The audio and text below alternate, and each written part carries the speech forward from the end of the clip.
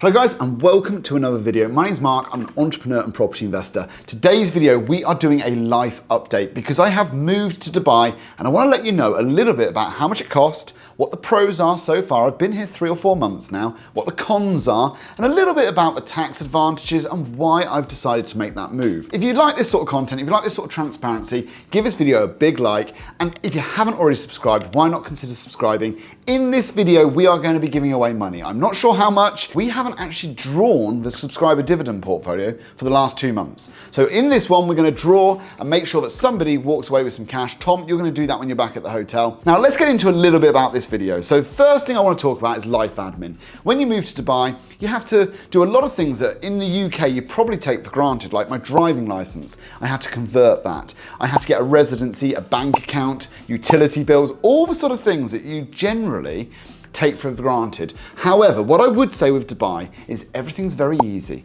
Most things are done online. Everything takes a very short space of time. For example, for me to do my entire residency, set up a company, get sponsored by my company, the whole shebang, it all took about 3 weeks. And then I had my residency card, my bank account, everything set up from that period. Now in the UK, if you're looking for your driving license, you have to fill out something online, you have to wait for something to come to you, you have to go and do a test. Here it was very, very simple. Just turn up at the government organisation, they take a quick photo, do some biometrics, so easy. And I will do another video on the whole process because I want to make sure that people, if you do want to move to Dubai or somewhere like this, obviously for me, there's some big tax reasons for me to be here and I'm very transparent and honest about that. That's one of the main pulls for me. But I also have to say that one of the things that's really grabbed me is the lifestyle, and I'll go through that a little bit in detail with you in this video. Now the second point is I had to get a flat. I had to make sure that I had somewhere to live. Now I've lived in the marina. I'm currently living in a place called JVC,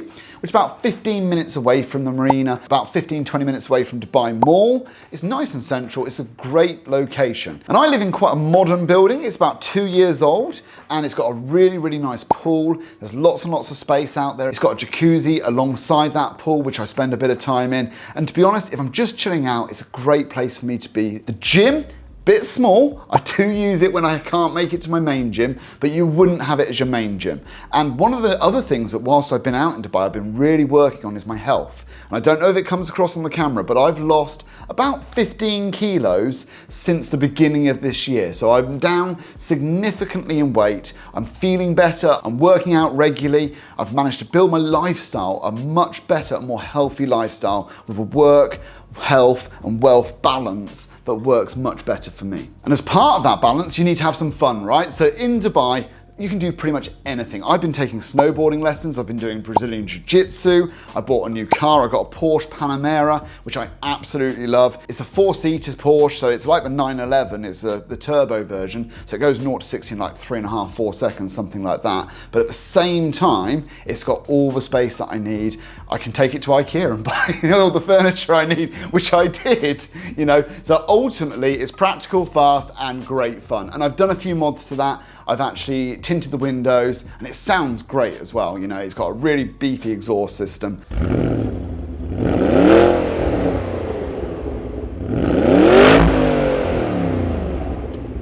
All right, so here's the part of the video where I am going to pick the winner of this dividend video. We have 19 people commented on the last video of the day, and now let's see who's won. Sime. He said it was a great video as always. Thank you very much. So Sime, if you go into the description and find Mark's Instagram, I think it's Mark_Parham, and let him know that he is the winner. I'll also let him know, and then you can figure all that out after. But congratulations, you're the winner. Remember everyone, comment down below on this video and you could be in the chance of winning next month's dividend. Now, let's find out if Mark spent a lot on that car. And it didn't cost me that much either. I think I paid £14,000 if you were to convert it into English. It's 10 years old, done 100,000 miles. I've probably bought somebody else's problems, but I don't care. I love it. It's really good fun and I've been enjoying it every single day. Now, one of the main questions that people have when I say that I've moved to Dubai is, first of all, why did you do it? And the second question is always, what about the family and seeing your kids and all that sort of stuff? So I'll cross both of those off. Now, moving to Dubai, I make no bones about it, it's tax reasons. You know, my businesses are now taking off really well. I'm going to have hopefully a really healthy dividend at the end of the year. Obviously the business will still pay UK corporation tax, it's a UK business. However, I personally will pay no tax when I receive that dividend over in Dubai. So for me, the tax saving is huge and it's very much worthwhile from that perspective. However, it does come with the cons of not being able to be with my family because my kids and my wife have stayed in the UK. That side of things has actually worked out okay.